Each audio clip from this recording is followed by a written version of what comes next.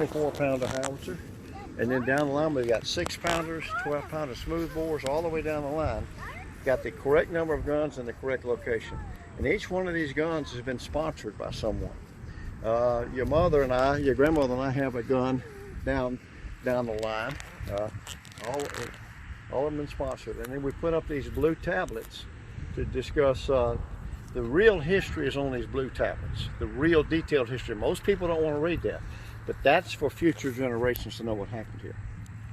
And they're identical to the tablets in Vicksburg National Military Park, made by the same manufacturer. Are you eating a rock?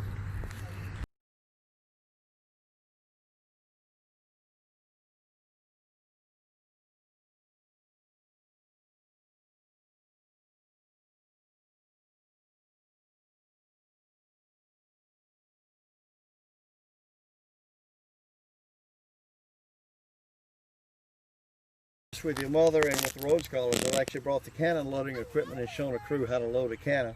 But this explains it, and I'll show you something here. See this fuse right here. That's known as a Borman time fuse. And when I was selecting and doing work down here on where the cannon should go in 2003, went through all the diaries, and I started taking GPS coordinates, measurements on Google Earth as to where the gun should be. And the trouble is that it's always been interpreted that the guns were about a third of a mile further back. But it didn't work with any of the ranges. It's too far. So I get the artilleryman accounts and said, okay, this is where the gun should be. The trouble is that we were getting these cannon carriages from Vicksburg Military Park. And even though they had been broken up, they wanted me to put the cannon carriages where it had always been interpreted it should be. And so I had to come up with archaeological evidence to prove that they should go here.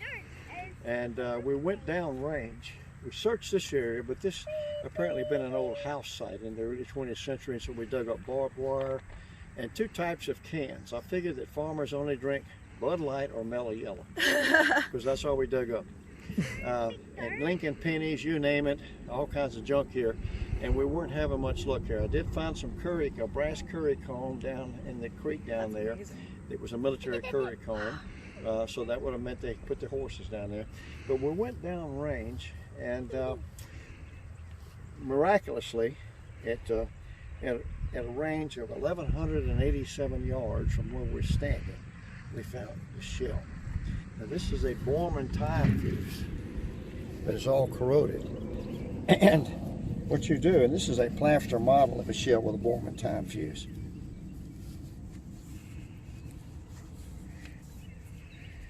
And if you can see, you have increments on there, like on a ruler, from 1 to 5. Huh. Okay, now what the number 3 man, this man right here, does is he takes a vent pick, and when the gunnery sergeant, which is the G, tells him, the gunnery sergeant estimates the range, and he'll tell him, shell, 3 seconds. And he will punch with his vent pick, which looks like a big ice pick almost, he will punch number 3. A hole in that. This is made of pewter, and inside of there is gunpowder. When he punches the hole in that, when they load it into the cannon, they face it towards the powder charge. When the gun fires, the flame goes in that hole and it starts burning in a circle all the way down. So 3 means 3 seconds. That's amazing. And seconds means range. So maximum range on this is 5.5 seconds. And this shell that we found was punched at 5.5 seconds. That's 1,200 yards for a 6-pounder gun. And we found this 1,187 yards from this gun line, which was proof this was the right location. And so this shell is what allowed us to put the cannon where they were supposed to be. Since then, we have found much more corroborating evidence, but this was the linchpin to put these guns in the right position as opposed to way down there on the higher ground, but in an inaccurate location. So again, you've got to turn the pages to get the accounts of the artillerymen, but you got to turn the dirt to get the artifacts. And then you got to make the 2 marry up, and that's what we were able to do here at Raymond. Remember that this battlefield was not established The first ground wasn't preserved until 1998, long after all the veterans was gone. Vicksburg Military Park, Gettysburg, all the other battlefields were established when there were still veterans around to say we were here. We don't have that benefit now, so we've been having to do it the real hard way. It's been taking years, and we're still working at it. Cameras. Daddy's needs a picture of a couple of things. Okay. I'm videoing right this moment. Yeah. I'll take whatever pictures you need. I forgot my camera. You see the cannon? Look, and there are ant beds out here. See right there, those are ants. So you don't want to get too touchy. And these are the new markers we put up in December. These are Daddy did word for word and error for. Oh, wow. And he did the artwork in the background to. I know how. Yeah. It's so cool. Wow, that's beautiful. And this is a rubber mock-up Look, Vincent, here's a rubber mock-up. shell. We cast, made a plaster casting of it. Of course, we lost some detail, but this allows me to show people, because this is actually the only one in the nation that we can actually open the breech Oh, wow. And he had it built. for me. This is a garbage disposal wrench, and I had this specially put in down here so people can't open this thing up, put beer cans in it, things like that. Because people are trash. And then shoot the beer can. Because people are awful. Why would they do that? Let Benton get it. See her.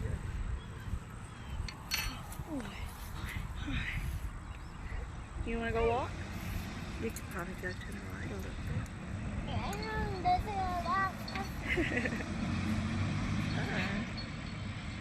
Here, Grandma, will you hold this so I can get some pictures of Boo Boo? And Grandpa's like, okay. Why? Oh, okay. All right. Grandma. Oh, this one's gonna be like, we're gonna watch. We're watching. All right. Then you put the cannon shell. Look at Granddaddy. Look, Benton. And then you put the powder bag in behind it. And then you close the breech.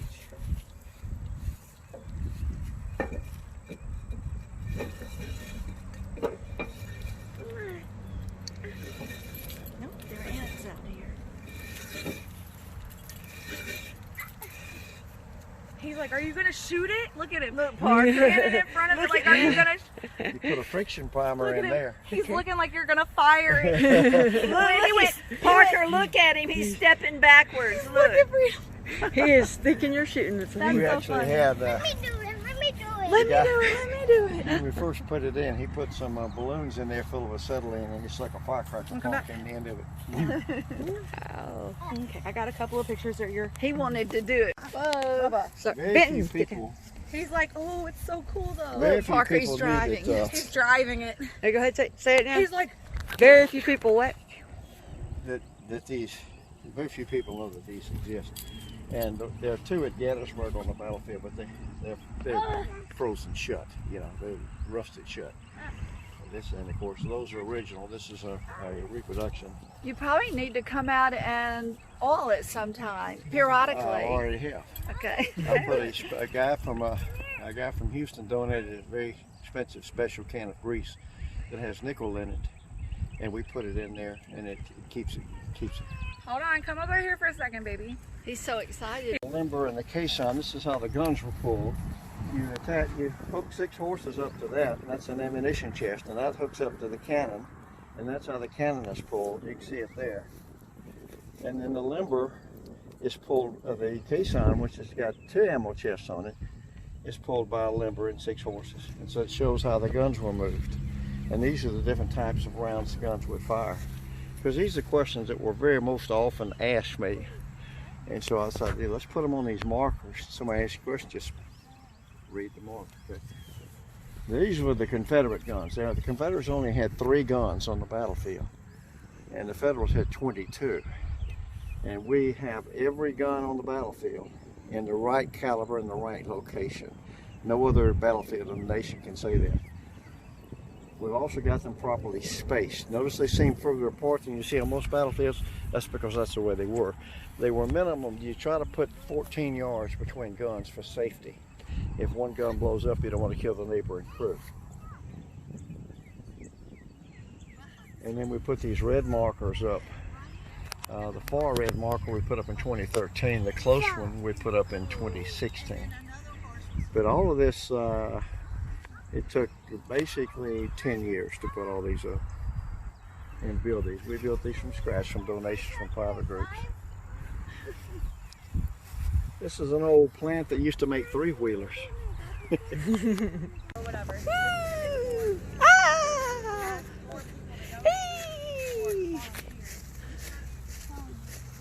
Run! Run!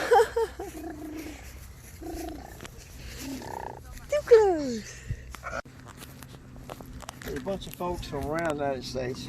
And Dennis Driscoll, he died of pancreatic cancer in 2013. And he presented me a check with $2,500 to sponsor this cannon. That was his son-in-law who was killed in Iraq. Oh, And he wanted to dedicate it to him. So, and then the next year, we did a Vicksburg tour. The next year, we did West Point. No. That's why I said no, so he stopped. Yeah. Okay, I will. Yeah, he knows.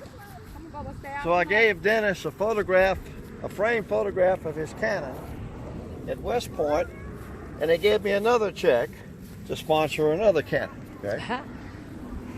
Okay. And then the next year, Yeah, you can go do it on the ground over there, okay? Be quiet, okay? Here, look. Where the ground's level right here. the next year we were at Gettysburg, and I gave him another framed photo, and he gave me another check. Dennis Driscoll. And I gave him a framed photo of his cannon, and he whispered in my ears. He gave me a check. He says, "My wife tells me if I buy another cannon, she'll divorce me. This is my last check." And I said, "You've done 4. That's enough, Dennis. That's amazing. That's done 4."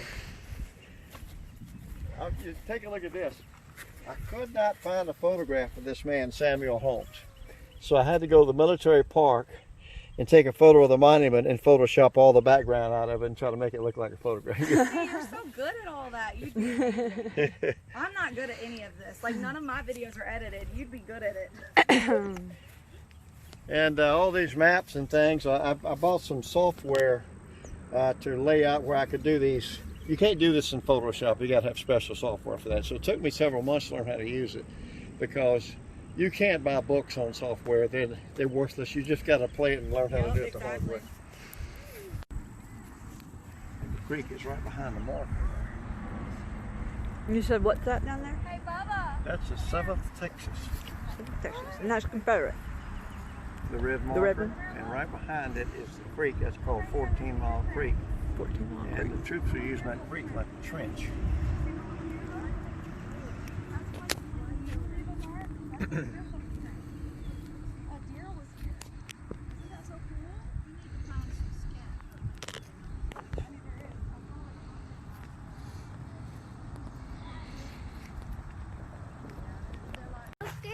All right, go to your grandma. Come on. I've got the original of this book. It's a magazine published in 1889 called St. Nicholas Magazine for Young Folks. And this is a sketch done by this guy here. He was a newspaper artist, and he was standing right here. Matter of fact, it says this marker stands where the artist made the sketch. He was standing right here when he sketched this, and this is the rail fence here. These are the rails that the artillerymen threw behind them to clear their field of fire. And you can see the U.S. flag here, the rails here, and the Confederate troops, and these are the Confederates in the woods right here. So for many years, we really didn't know exactly where this sketch was made on the battlefield. Because while the artist was sketching this, he said, "My horse had been shot a few moments before the sketch was made, and there's still a reminder of the incident in the form of a scar on my left knee as large as a $50 made by the bullet that killed my horse or some other bullet."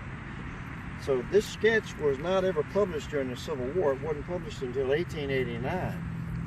And when we found this, we started trying to place together, and I'd always assumed he was way back on the other side of the highway when he drew this.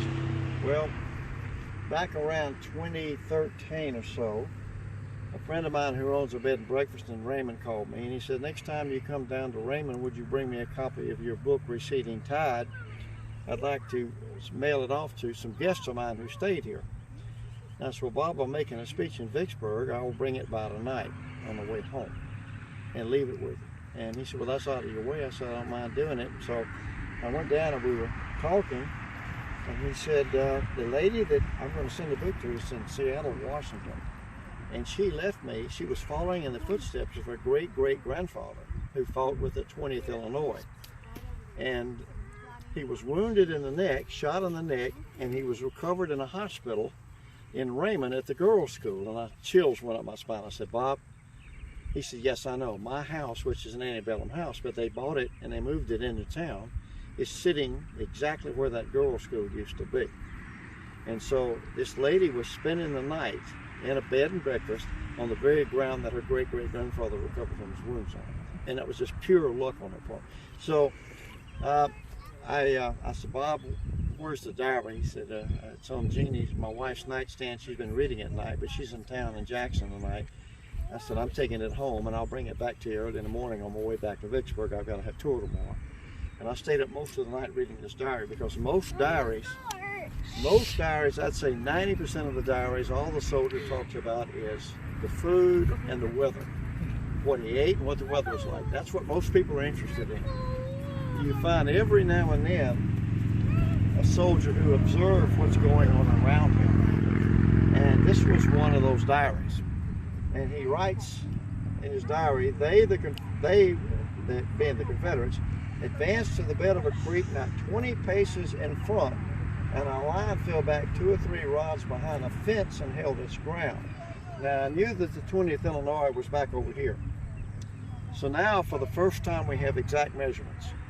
20 paces, the Confederates were 20 paces in front of the Federals in a creek. So all I had to do was go down the creek, walk 20 paces, and then 2 or 3 rods. All right, 3 rods, so that's 33.5 feet. Fall back 33.5 feet, and we started searching while we're doing our archaeological work in a straight line right where I came to. And the guy said, what are we looking for? Because we broke off our grid. I said, we're looking for dropped 58 caliber mini balls, because soldiers fighting from a fixed position are going to drop a lot of bullets. And within just a few minutes, we had found that line of dropped bullets right here, so we knew exactly where the fence was located. And then we stepped out in front of the fence, and we found flattened buckshot that the Confederates had fired and hit the fence, and the fence burned during the battle, so the buckshot stayed there. So we knew exactly where this fence was, and then we built this fence in 2016 at the precise location of the historic fence. So this is one of my favorite markers, because it shows exactly what the artists were seeing right here. And we moved the cannon over here and put it in the right location. It was all that. This cannon was on the other side of the highway. We moved the marker over and put it here, and all this was done in 2016. Tell us what this is. You're going to see this on another marker if we have time. Okay. This is a Union buckle, and on the back of it it's lead. The front of it is brass, and the back of it's lead. And you can't see it here, but there are scratch marks in the back. When I put these in Adobe Photoshop and took macro photos, we were able to see the scratch marks, and it says G period J, and then the rest of it looks very sketchy. But I looked, and there was a soldier from the 20th Illinois named George Jeter who was killed at the Battle of Raymond. This would have been his buckle. He was shot through the heart and died instantly. So we found his buckle on the battlefield. Normally when you find a belt buckle, you're missing one of these 3 prongs, which means it's unserviceable and it's just thrown away. This one is complete on a battlefield, so no, this is the buckle of a soldier who died at Raymond. We also found, just off to our right, this button. We've been over this field 6 times. On our 7th pass, we found this button, and if you look closely, you'll see an anchor and an eagle here. That is a naval button, actually a Marine button. And in this drawing is shown this man here. His name is Edwin Stanton McCook. And he was shot in the foot, and he's using 2 rifles to limp off of the battlefield. And the artist is sketching him there. And you can even see him here as Colonel Ed McCook. Okay, Edwin Stanton McCook. And we Edwin Stanton McCook is the only man on the battlefield who went to Annapolis, and we found a naval button right where he would have been standing. And you can just picture that rifle butt tearing the button off of his jacket. That made chills go up. When we found the button, we couldn't figure out why our naval button was on this battlefield. And then I woke up in the middle of the night about 2 weeks later and realized, wait a minute, Stanton, there was one man on that battlefield who went to Annapolis. It was Edwin Stanton McCook. I looked it up and verified that. We also, this is a young man going down on a horse. And it wasn't until just about 2 years ago, a fellow I know sent me a diary account. And this was done by Wells Leggett, who was 16 years old. His father was a brigadier general who was sick that day. And so another man is commanding his brigade. This was Mortimer Leggett, Wells Leggett's father, and the brigade is being commanded by Elias Dennis because Mortimer Leggett is sick, and Wells Leggett is just roaming the battlefield because his daddy's not there on a horse. And he rides up, and a shell bursts in front of him, and this diary account said, he said, the first shell that was thrown at us struck a fence behind which I stood on my horse and threw me from my horse onto the ground and knocked my horse from his haunches. And we found this bridle buckle right out here. Now, I can't tell you unequivocally this is the bridle buckle from Wells Leggett's horse, but it's the only bridle buckle we found on the battlefield. Wow. So it kind of tells you a story here. It brings these sketches and these people to life as you see these things. So we've got a button from Edwin Stanton McCook. We've got a belt buckle from George Cheater, and we've got a bridle buckle that possibly came off of Wells Leggett's horse. So all of this comes to. We built this fence. These are hand-split cedar rails from a tree that blew down during a tornado just north of Meridian Naval Air Station. A 70-year-old man split the rails for us, and then we came out here and installed this fence in 2016. We put rebar through the fence joints so that it'll stay there so people can't knock it down, and we put field stones underneath each joint so the termites won't get to it, even though it is made of cedar. We want to protect it a little bit further.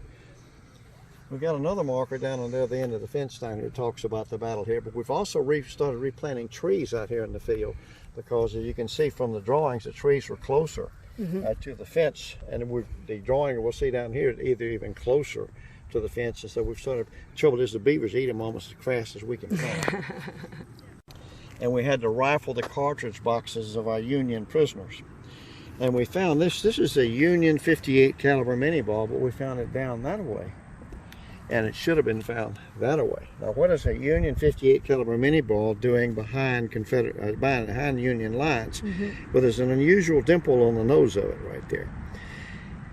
I took photographs of this and sent it off to a couple of experts who've written books about this. He said, "Oh, that's really easy." He said this was a Union 58 caliber bullet fired from a Confederate 57 caliber infield, and the ramrod made that because it's a tight fit to put a 58 caliber bullet in a 57 caliber weapon, and they had to push very hard with a narrow cup ramrod, and it made that unusual cup. So this is a Union bullet taken from the cartridge box of a prisoner and fired back by Confederate and its former owners. Now, this kind of unusual. You notice this part of it here. It took me a long time to figure this out. It looked like a bullet had been cut in half, but it weighs the same as a complete bullet, so I knew it hadn't been cut in half. Feel it? Okay, let me show you something. We found it right back here.